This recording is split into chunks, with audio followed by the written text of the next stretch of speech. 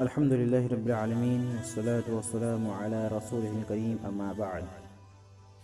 سامعین، سیرت صحابہ کی اس سیریز کے 8ویں حصے میں ہم آپ کا اسلامی طریقے سے خیر مقدم کرتے ہیں۔ السلام علیکم ورحمۃ اللہ وبرکاتہ۔ کل بات چلی تھی حضرت عمر فاروق رضی اللہ تعالی عنہ کی حالات زندگی پر، اور ختم ہوئی تھی کہ اللہ کے رسول صلی اللہ علیہ وسلم نے خواب دیکھا کہ جس کھیت میں حضرت عمر کنویں سے پانی نکال کر ڈال رہے تھے، صحابہ کرام رضی اللہ عنہ نے عرض کیا کہ اللہ کے رسول صلی اللہ علیہ وسلم اس کی تعبیر بھی بتا دیجیے۔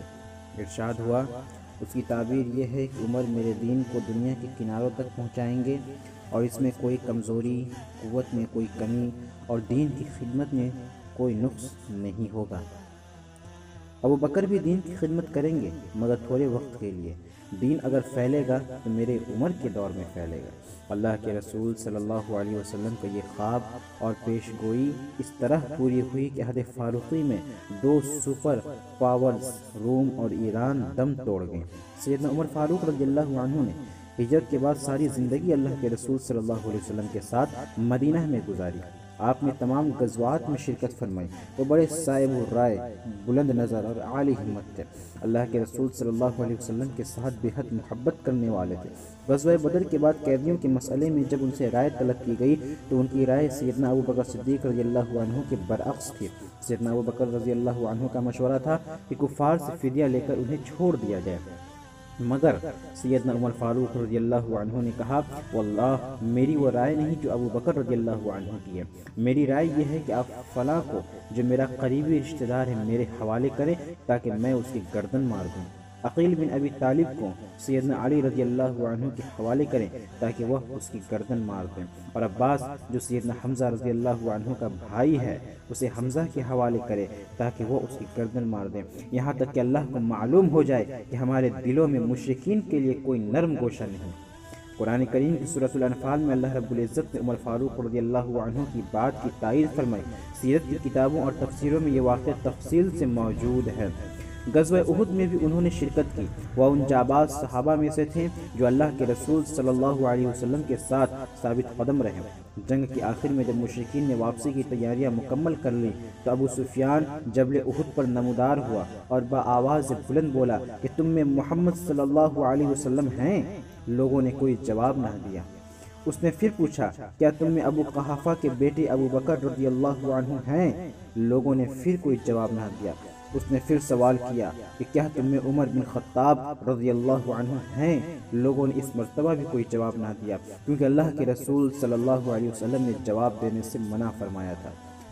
ابو سفیان نے ان 3 کے سوا کسی اور کے متعلق نہ پوچھا، کیونکہ اسے معلوم تھا کہ اسلام کا قیام انہی تینوں کے ذریعے ہے۔ جب اسے کوئی جواب نہ ملا تو اس نے کہا، چلو ان تینوں سے چھٹی ملی۔ یہ سن کر سیدنا عمر فاروق رضی اللہ عنہ بے قابو ہو گئے اور بولے، اے اللہ کے دشمن، جن کا تو نے نام لیا ہے وہ سب زندہ ہے، اور ابھی اللہ نے تیری رسوائی کا سامان باقی رکھا ہے۔ اس کے بعد ابو سفیان نے کہا، تمہاری مقتولین کا مثلا ہوا ہے، لیکن میں نے نہ اس کا حکم دیا تھا نہ اس کا برا منایا۔ پھر نعرہ لگایا، اعلو حبل، حبل بلند ہو۔ نبی صلی اللہ علیہ وسلم نے فرمایا، تم لوگ جواب کیوں نہیں دیتے؟ صحابہ نے عرض کیا، کیا جواب دیں؟ آپ صلی اللہ علیہ وسلم نے فرمایا، کہو اللہ اعلی و اجل، اللہ اعلی اور برتر ہے۔ ابو سفیان نے نعرہ لگایا، لنا العزى ولا عزى لکم، ہمارے لیے عزہ ہے اور تمہارے لیے عزہ نہیں۔ نبی صلی اللہ علیہ وسلم نے فرمایا، جواب کیوں نہیں دیتے؟ صحابہ نے دریافت کیا، کیا جواب دیں؟ آپ صلی اللہ علیہ وسلم نے فرمایا، کہو اللہ مولانا ولا مولا لکم، اللہ ہمارا مولا ہے اور تمہارا کوئی مولا نہیں۔ اس کے بعد ابو سفیان نے کہا، کتنا اچھا کارنامہ رہا، آج کا دن جنگ بدر کے دن کا بدلہ ہے۔ حضرت عمر رضی اللہ عنہ نے جواب میں کہا، برابر کا معاملہ نہیں، ہمارے مقتولین جنت میں ہیں اور تمہارے مقتولین جہنم کے شعلوں میں ہیں۔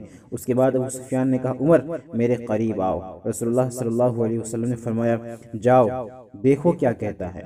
وہ قریب گئے تو ابو سفیان نے کہا، عمر میں اللہ کا واسطہ دے کر پوچھتا ہوں، کیا محمد صلی اللہ علیہ وسلم کو ہم نے قتل کر دیا ہے؟ ابو سفیان نے کہا، نہیں، میں نے اسے قتل نہیں کیا، بلکہ میں نے اسے قتل کرنے والوں میں سے ایک بنا دیا ہے۔ صحابہ نے عرض کیا، کیا جواب دیں؟ آپ صلی اللہ علیہ وسلم نے فرمایا، کہو اللہ اعلی و اجل، اللہ اعلی اور برتر ہے۔ سیدنا عمر رضی اللہ عنہ نے کہا واللہ نہیں، بلکہ اس وقت وہ تمہاری باتیں سن رہے ہیں۔ ابو سفیان نے کہا تم میرے نزدیک ابن قمح سے زیادہ سچے اور راست باز ہو۔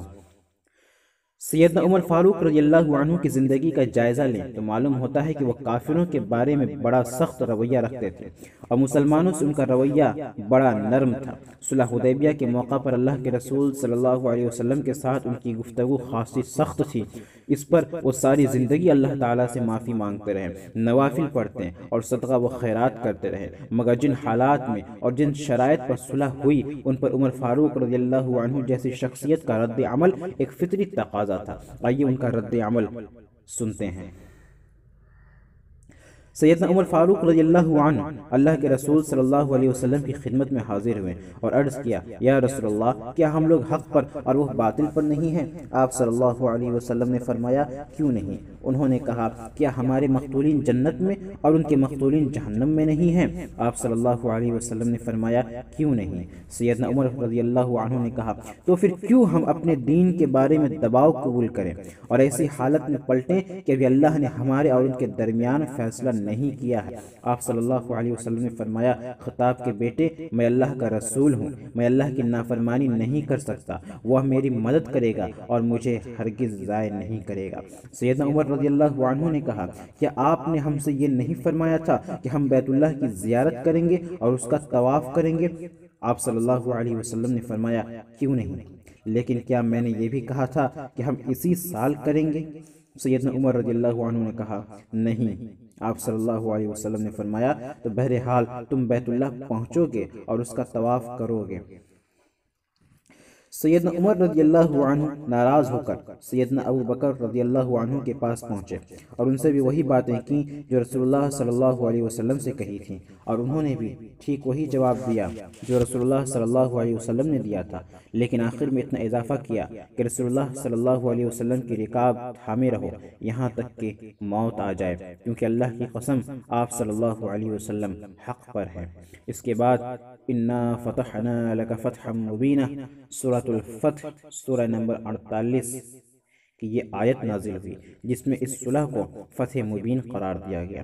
اس کا نزول ہوا تو رسول اللہ صلی اللہ علیہ وسلم نے سیدنا عمر رضی اللہ عنہ کو بلایا اور اس آیت کی تلاوت کر کے سنائی۔ وہ کہنے لگے یا رسول اللہ یہ فتح ہے؟ آپ صلی اللہ علیہ وسلم نے فرمایا ہاں۔ اس سے ان کے دل کو سکون ہو گیا اور وہ واپس چلے گئے۔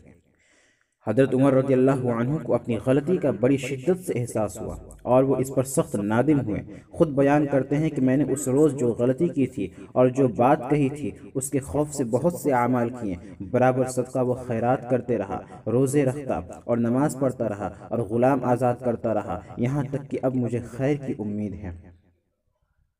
سیدنا عمر فاروق رضی اللہ عنہ فتح مکہ پر بھی اللہ کے رسول صلی اللہ علیہ وسلم کے ساتھ تھے اور مر الظہران میں آپ صلی اللہ علیہ وسلم نے پڑاؤ کیا۔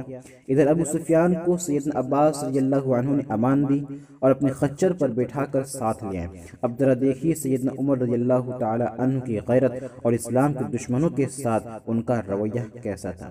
سامعین اب حضرت عمر فاروق رضی اللہ تعالیٰ عنہ کی حالات زندگی کے بارے میں کہ ان کا رویہ فتح مکہ کے موقع پر مشرکین کے ساتھ کیسا تھا اور انہوں نے اس طرح کا برتاؤ مشرکین کے ساتھ کیا اور کتنے سخت تھے، اس بات کی جانکاری ہم آئندہ کے درس میں انشاءاللہ لیں گے۔ آپ تک کے لیے آپ کا میں تہ دل سے شکر گزار ہوں۔ السلام علیکم ورحمۃ اللہ وبرکاتہ۔